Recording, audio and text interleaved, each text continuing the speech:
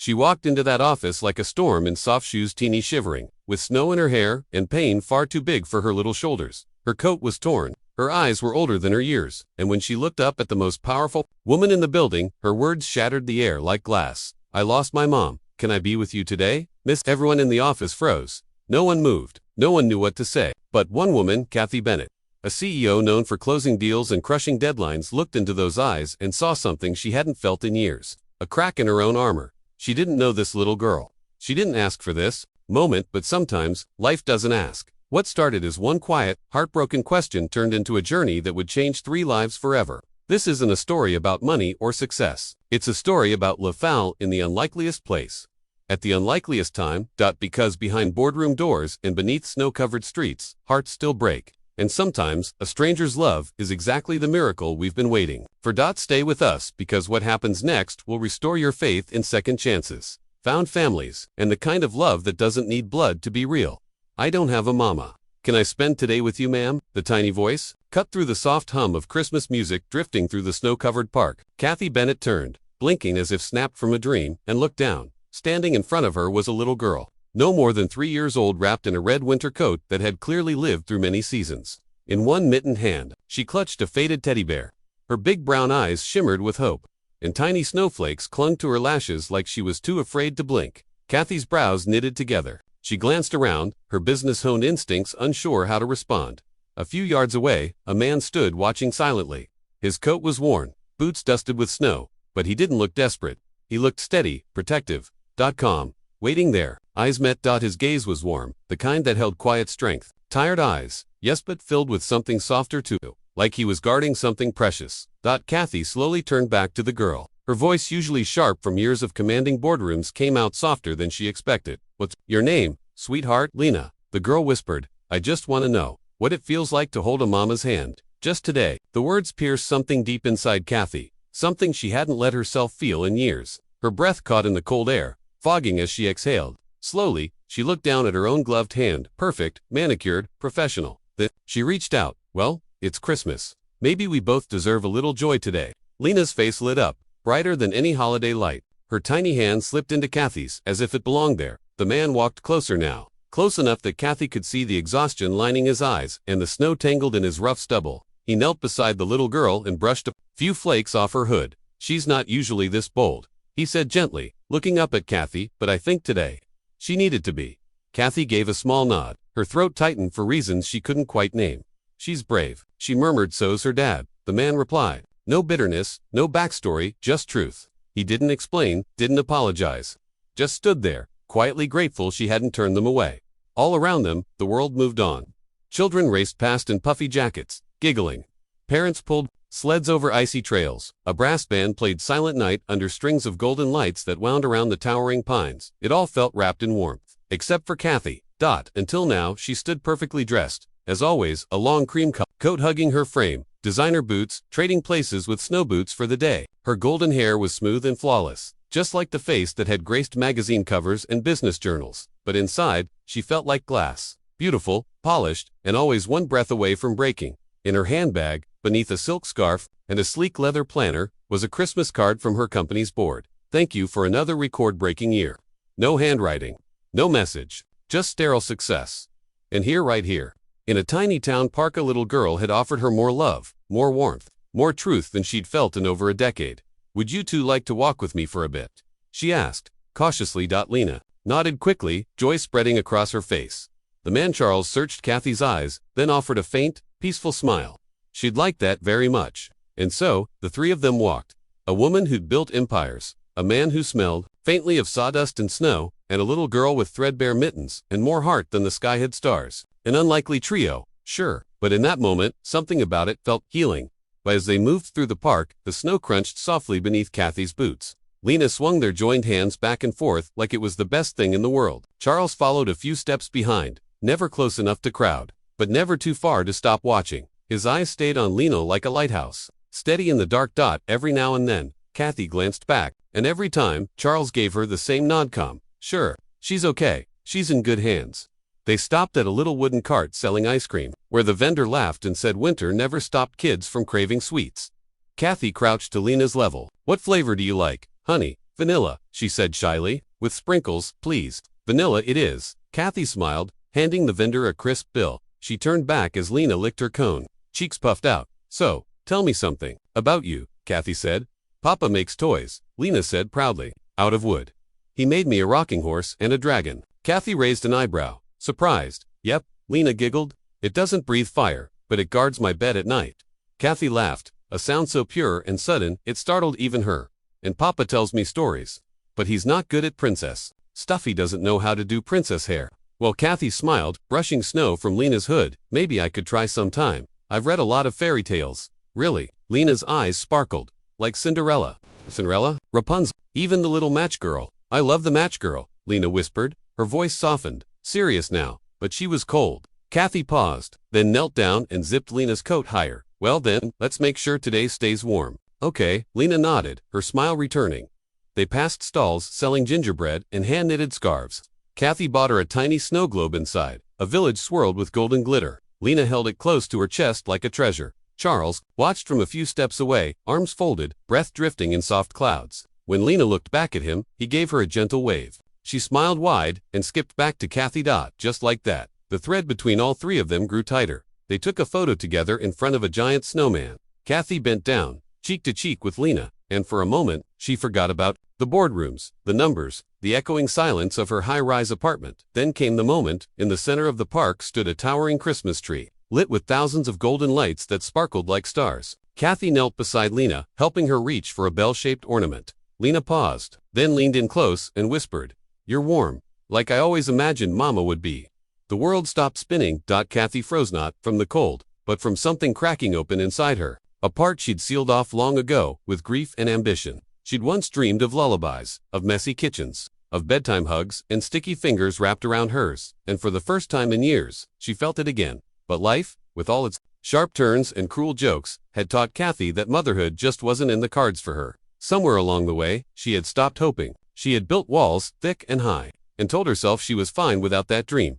And yet here she was, this little girl, not hers, not planned, not even expected, whispering the words she'd longed to hear for as long as she could remember. Words no one else had ever spoken to her, and now they came from the one heart that somehow mattered most. Kathy knelt and pulled Lena into her arms, holding her close as the cold fell around them in silence. "Thank you," she whispered into the child's hair. "Thank you for letting me be your mama today." Behind them, Charles approached quietly. He didn't interrupt, didn't speak. He just sat beside them on the bench, the snow gathering gently on his sleeves, like dust settling on time. Kathy turned to him. Her voice was low, full, different now. "You've raised an angel."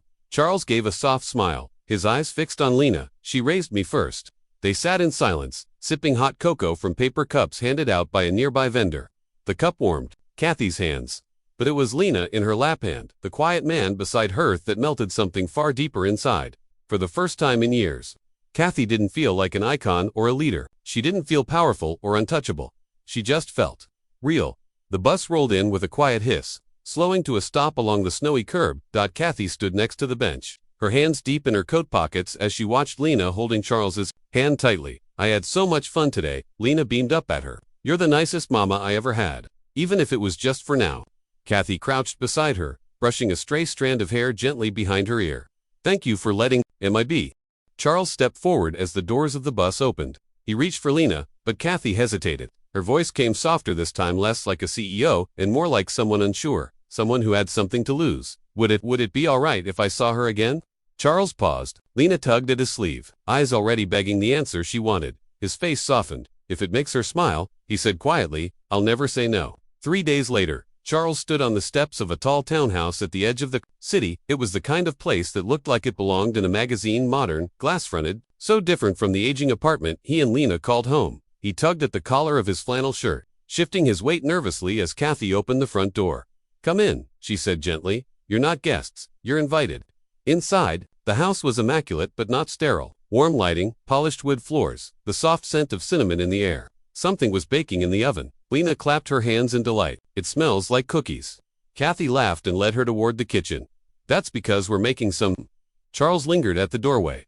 Everything was too neat, too quiet, too untouched. But then he saw Lena with her hands in the mixing bowl, flour on her cheeks. A grin stretched across her face. His shoulders eased. Kathy handed him a mug of coffee, not fancy espresso or imported roast. Just regular black coffee, in a plain ceramic cup. I hope this is okay. He took it with a nod. Perfect. The visits became more frequent and more natural. Kathy never tried to impress. She only tried to connect dots. She let Lena draw all over her office whiteboard. Let her decorate cookies however she liked. Let her curl up in her lap during Zoom calls, and once even muted a quarterly earnings meeting just to braid her hair. And Charles, he began to open up too, slowly, hesitantly, but each time a little more. He talked about woodworking, about the books he used to love, about how the world had gotten smaller after Lena came into it but fuller. One night, after Lena had dozed off on the couch, clutching a teddy bear Kathy found buried in the attic, Charles stepped out onto the balcony. The city stretched below them like a sea of blinking lights. Kathy joined him, draping a soft blanket over his shoulders. She's a beautiful child, she said quietly. She's everything, Charles answered, his eyes on the skyline. Stood in silence. Then Kathy turned to him, her voice uncertain. She's not your daughter, is she? Charles didn't speak at first. He looked down, his hand tightening around the mug he held. No, he said at last, voice low. Not by blood. Kathy studied him carefully. He met her eyes, steady now, and added, but by every heartbeat. That sentence hung between them like a vow, sacred, unshakable. Kathy didn't reply. She didn't need to. Instead, she reached out and for the first time gently touched his hand. No speeches, no drama, just the quiet acknowledgement that something had shifted between them. Something unspoken, but real. They were no longer visitors in each other's lives. They were becoming something more. The snow fell heavy that night, the kind of snow that silences the world, blanketing every sound and hush. Charles had just returned from a long evening shift patching a broken porch on the far side of town when he saw it, a basket. Small, woven, sitting at his doorstep like it had always belonged there. He froze. Inside was a baby, tiny, wrapped in a pink blanket, worn at the edges, with a little bear stitched into the corner. She had no name tag, no ID, no explanation, only a wrinkled sheet of lined notebook paper. The ink was smudged from melted snow. Please don't hate her. That was all it said. Charles stood there for what felt like forever, just staring into her eyes. They were wide, icy blue, and fixed on him and blinking. In the cold. He didn't know how to hold a baby, had never changed a diaper in his life, didn't even own a bottle, but something in her gaze made it impossible to walk away. Her inside that night and many nights that followed blurred into feedings and crying fits, Googling how to burp a baby at 3 a.m., sleeping upright in a chair, and panicking over every whimper. He sold nearly everything he owned, quit his steady job at the hardware store, took whatever work he could mowing lawns, fixing fences, painting porches, just enough to buy formula and keep the heat on. But one thing the baby never lacked was love. Every night, he read her fairy tales until she fell asleep, tiny fingers curled around his own like an anchor. When she cried, he hummed half-remembered lullabies. When she took her first wobbly step, he cried harder than she did when she fell. He named her Lena. Not because it meant something, but because it felt like hope. Now, years later, he sat in Kathy's kitchen. Lena was fast asleep upstairs. A soft glow from the oven filled the room with warmth. He spoke plainly, without drama. Just a man remembering how everything changed. I was scared out of my mind, he admitted, but I couldn't leave her there. Kathy whispered, why didn't you call child services? Charles looked down into his cup, then offered a quiet smile that didn't quite reach his eyes. Because I wasn't her best option, he said, just the only one who didn't walk away. The room went quiet, completely still.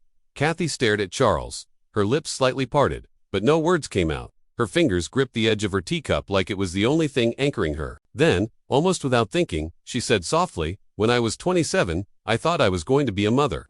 Charles looked up, attentive but silent. Kathy continued, her voice low and even, but each word carried weight. I was in love, at least, I thought I was. He said all the right things, promised a future, a family. At 12 weeks, we heard the heartbeat, and I cried. I had never felt anything like that joy before. She paused, swallowing hard. But at 16 weeks, something went wrong. I had to go to the ER, cold hands, bright lights, then a doctor gentle ice told me it might be hard. Almost impossible, he said, to carry again. Charles said nothing. He just listened. Kathy's eyes stayed fixed on the dark surface of her tea. He left. She said simply, said I should focus on healing. But what he really meant was he didn't want to love someone who couldn't give him a child. She gave a short, humorless laugh. And I never cried. Not once. Not in boardrooms, not in hospitals, not even in the dark. Because Kathy Bennett doesn't cry. Charles studied her, composed, elegant, but her eyes were cracked open now. Fractured, honest. It's not the being alone that hurts, she whispered. It's that no one stays long enough to see the parts of me I hide.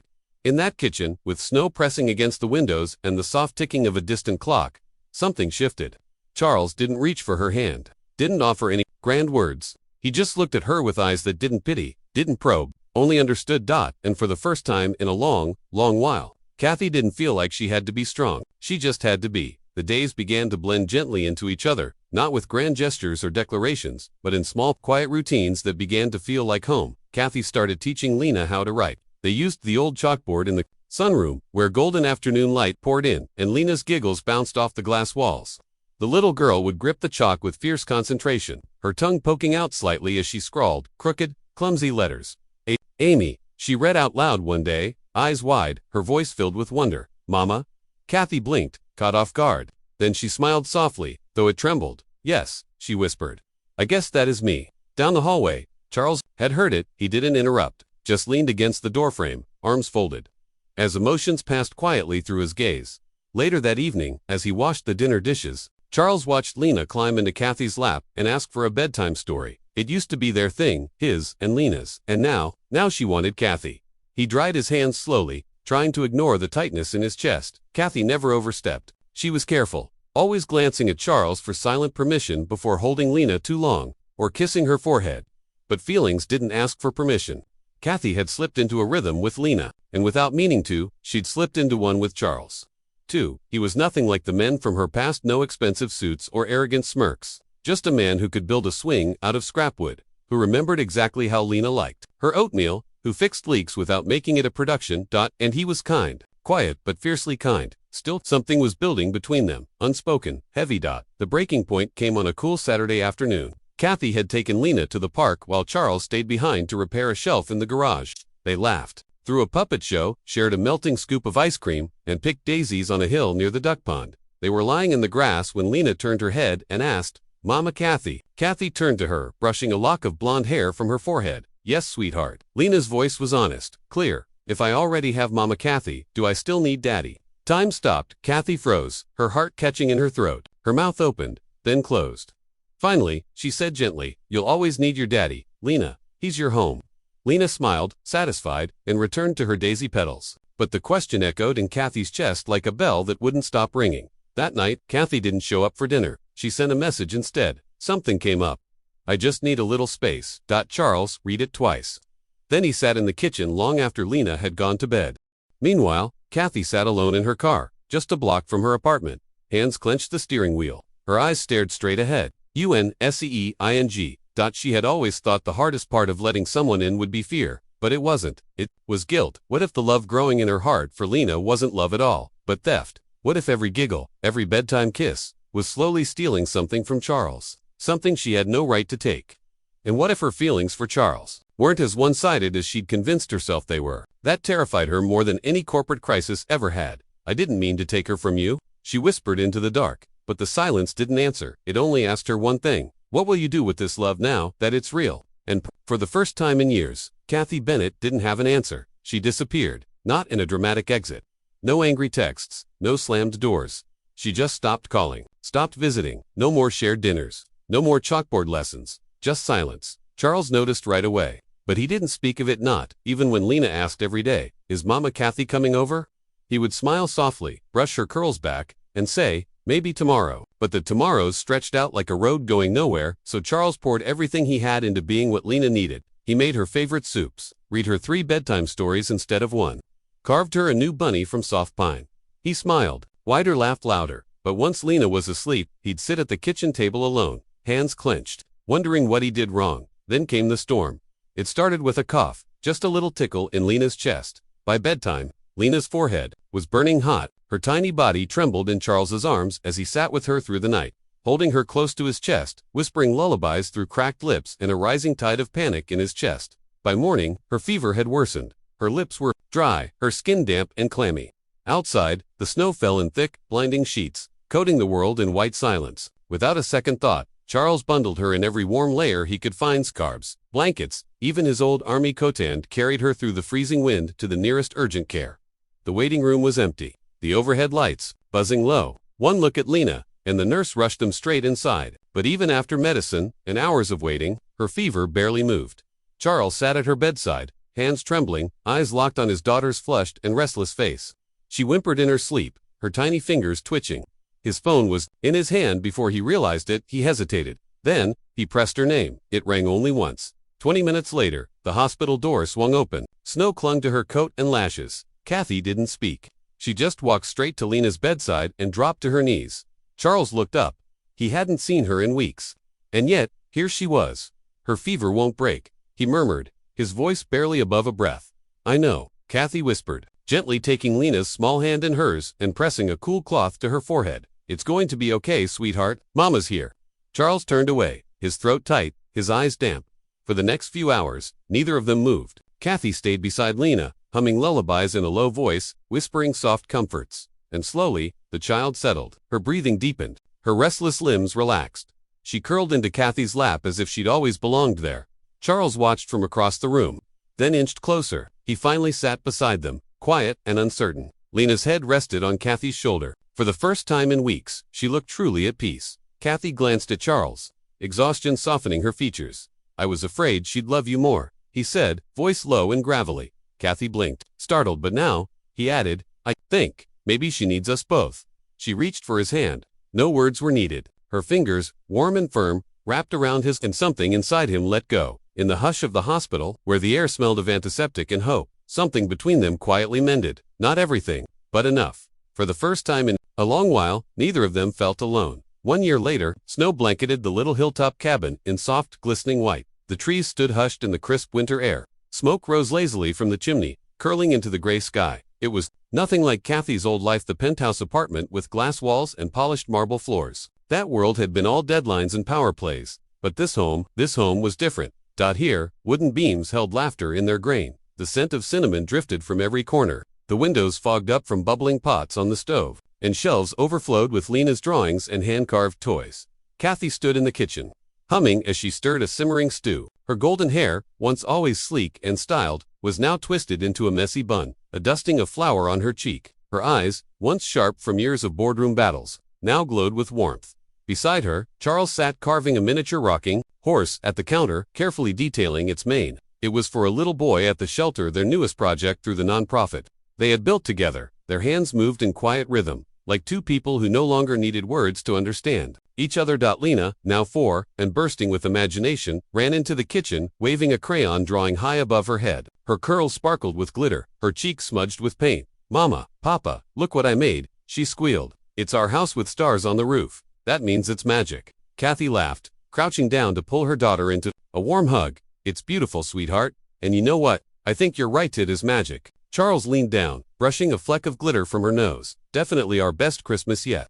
They had named their foundation One More Day, born from a moment when just one day of kindness had rewritten the future for all three of them. Now, it offered hope to dozens of families, single parents, children, and anyone who just needed a second chance. Because Kathy and Charles knew better than anyone how far one act of love could reach. That night, after dinner and stories by the fire, Kathy stepped outside. Snow drifted down gently, blanketing the earth in peace. The night was still. Behind her, warm golden light spilled from the windows of the cabin. She closed her eyes and let the cold air kiss her cheeks, the scent of pine and wood smoke filling her lungs. A moment later, Charles joined her, wrapping a thick wool scarf around her shoulders, still adjusting to country life. He teased softly. Kathy smiled, eyes on the stars. I've burned 5 loaves of bread, glued my eyelashes together, and ruined a birdhouse, but I've never been happier. Charles chuckled and reached into his coat pocket. I've got something for you. Kathy turned, curious, then froze. In his hand was a small wooden box, handcrafted smooth cherry wood. Inside, nestled in dark velvet, was a simple wooden ring. No gold, no diamond, just a circle of love, carved by his own hands. Her breath caught. Charles sank to one knee in the snow. The cold didn't matter. The moment was warm. You're not the miracle I asked for, he whispered, eyes shining. You're the miracle I didn't know I needed, Charles whispered, his voice thick with emotion, rough around the edges, but full of truth. Will you marry me? Kathy dropped to her knees right there in the snow, the cold soaking through her jeans. She didn't care. Her arms flew around his neck as she laughed through happy tears. Yes, she whispered, her voice trembling with joy. Let's build this life together. It won't be perfect, but it'll be ours. From inside the little cabin, Lena pressed her nose to the frosted window, eyes wide with wonder. When she saw the two of them out there in the snow, she squealed so loud the walls shook. Mama said yes. And that night, the house, small, warm, and full of laughter, glowed from the inside out. Like the love within had spilled through every crack and beam, wrapping the world in something gentle and real. Outside, the world held its breath as snowflakes danced from the heavens, and stars blinked above. On that Christmas Eve, love didn't roar, it whispered. And it carved out a quiet miracle in the stillness. 1 year later, the snow came again that December, soft and steady, blanketing the town in peace. But Kathy Bennett no longer stood at a towering boardroom window. She had stepped away, not in scandal, not in defeat, but with a kind of grace most never find. Her power suit now hung in the back of a closet. In its place, flannel shirts, worn jeans, and an apron dusted with flour. She and Charles now ran one more day, full-time, a foundation that had taken root in the heart of the community. It offered help to single parents, struggling children, and anyone chasing one more chance, not charity. Hope. Their home was no mansion. It was a log cabin tucked at the edge of the forest. No marble countertops or golden fixtures, just creaking wooden floors, hand-carved shelves, and the comforting smell of cinnamon and pine. Every corner told a story. Every scuff mark whispered of memories being made. Lena had started preschool. Each morning she marched in proudly with a glitter-covered backpack, announcing, "Mama reads me fairy tales, and Papa makes toys for my school." Every pickup, she'd burst out the doors, yelling, "We made snowflake crowns today," before hopping into the old pickup truck that still coughed but never quit. No private jets, no exotic islands, just picnics in the woods, bonfires with sticky marshmallows, and snow angels so full of giggles their cheeks hurt. Nights were quiet, full of bedtime stories and sleepy laughter. Mornings were loud, with pancake batter on the ceiling and coffee spilled on mismatched socks. And then came the anniversary. Christmas Eve they returned to where it all began. The town square sparkled again, music played, kids laughed, and the air hummed with joy. But this time, they weren't standing outside the moment. They were the moment. Kathy wore her favorite wool coat, with a scarf Lena had decorated in glitter glue and pipe cleaners. Charles held a steaming thermos of cocoa, the scent curling into the night, and between them walked Lena, taller now, still in her red coat, her eyes sparkling brighter than any light around them. They passed the same bench where Kathy once sat, lost and alone. Lena tugged at their hands. "Can we stay like this forever?" Charles looked at Kathy. Kathy looked at Charles. Their hands tightened around Lena's forever and ever. They said together. Lena stopped, threw her arms around their legs, and looked up with a smile that could stop time. "I don't have Mama," she said quietly, "but now I have Mama, Kathy, and it's forever." Kathy knelt, her eyes full of tears. "Yes, sweetheart, forever." They wrapped her in their arms as the snow fell again, soft, silent, and gentle as a promise kept. And in the hush of that night, beneath the sky of stars, something more than a family stood there. A choice, a miracle, a love not written in blood, but chosen by the heart. Moral of the story: sometimes, life doesn't go the way we plan. But love, true, honest love, has a way of finding us when we least expect it. And when it does, it doesn't need to be perfect, just real. Family isn't always who you're born to, it's who chooses to stay, who shows up, who believes in second chances. And sometimes, one simple question can change everything.